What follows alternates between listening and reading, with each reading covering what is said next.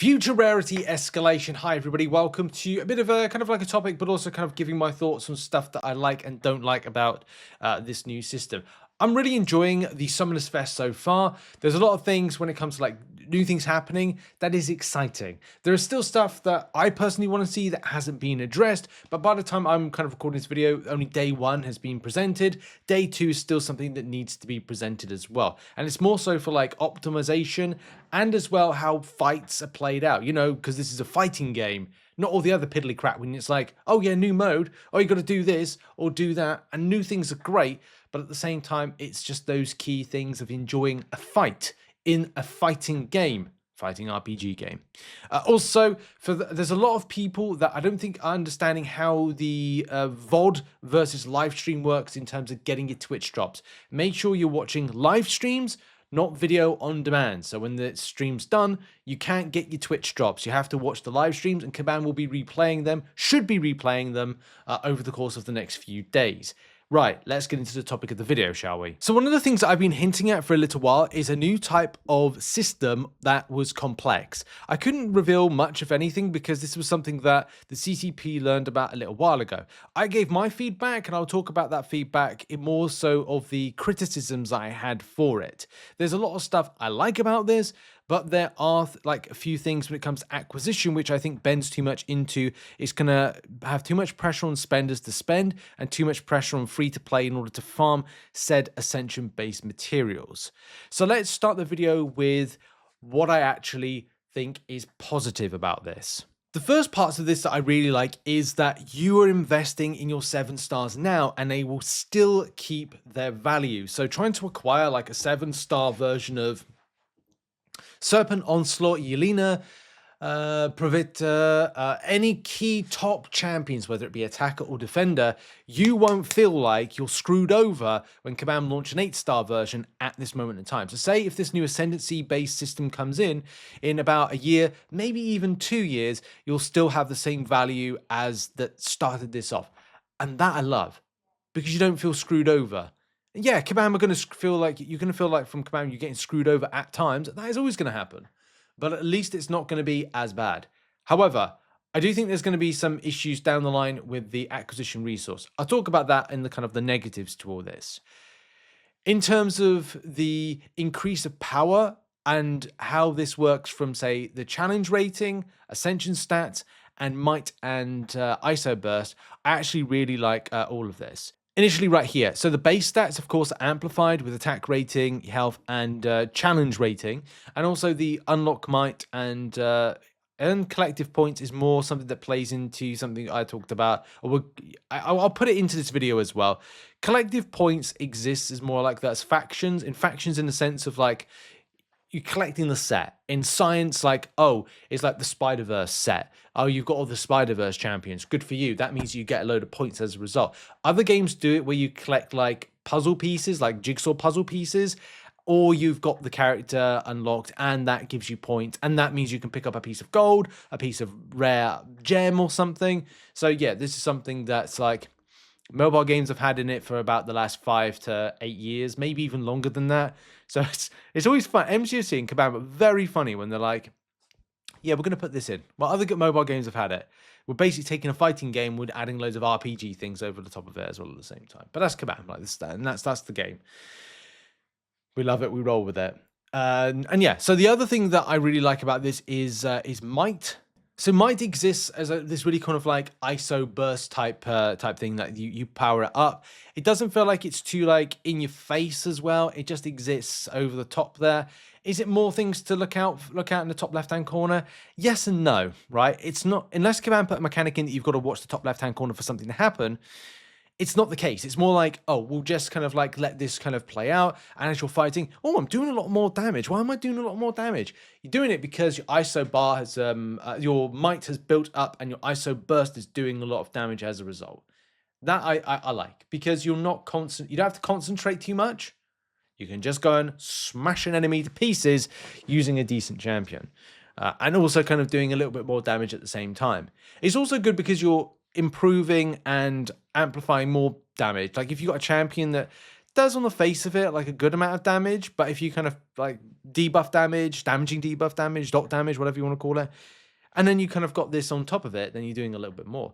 It would be like saying like void. Like you just leave, you like smash through a void. Okay, well his attacks are doing a bit more damage, but it's his debuffs that make the champion do a lot more damage.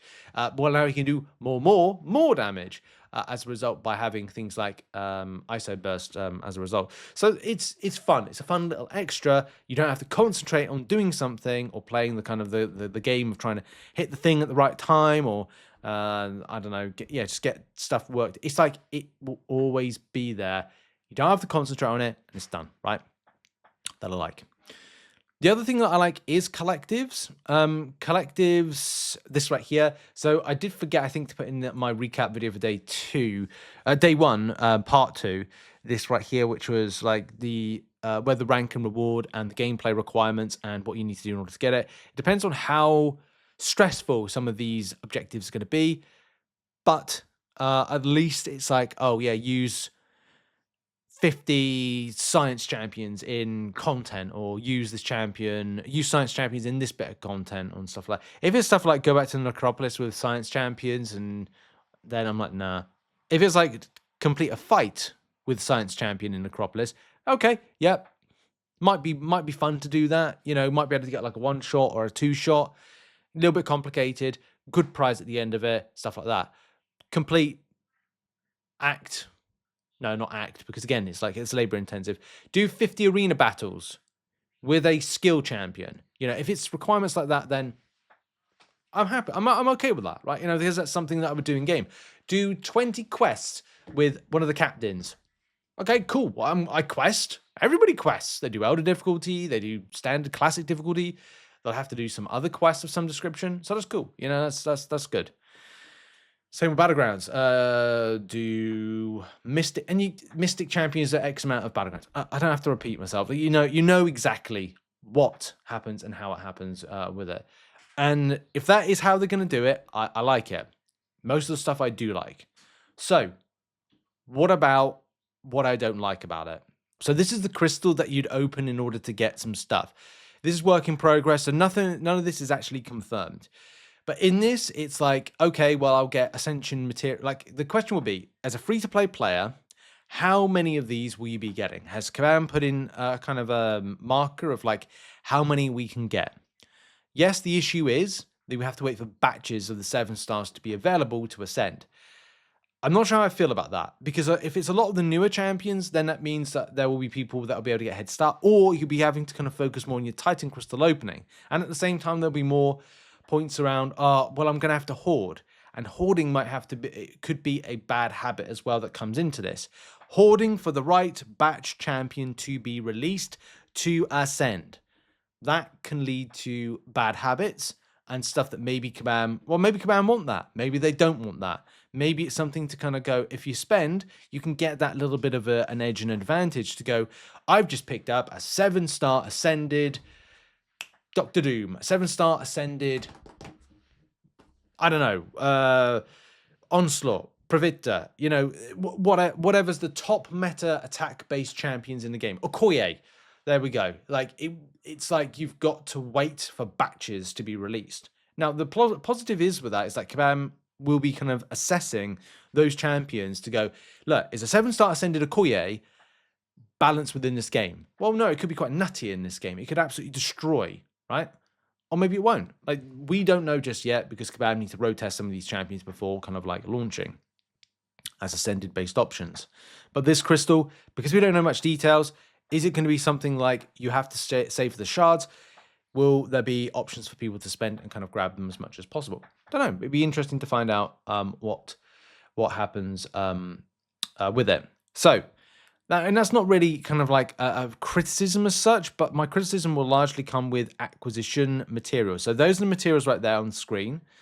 The extent of what you need for it, that's something that does slightly frustrate me a little bit, because it's the complexity. Like, where do you, like, is it only those places to get Ascension-based tokens? And the extent of Ascension-based tokens means that it becomes quite narrow to have that opportunity. And that to me is like, it just adds more complexity on the grab. Like, it's not like saying, hey, here's an 8-star version, great. Or it's, here's what I would go with. Greater Primordial Dust tier 2. Just that. Just that. Like, do away with this and do away with that. Like, it's just one. But Kabam had to make it like 3. Now that makes me think that there may be some, I could be kind of like completely wrong with this, but because I've been here before, Kabam's track record with going, well, players would spend for one material, okay, like a baseline material, but players have to get lucky to get a specific champion Ascension token. The same way that it'd be like, you have to get a specific Ascension token 5 times in order to ascend. But also, because we don't know the extent of ranks, does it scale with it as well? So like, what is it? Because that's rank 2 there of 11. Does it scale the more ascensions that you go up? And I get it. That's how it works with ranking up and multiple ranks.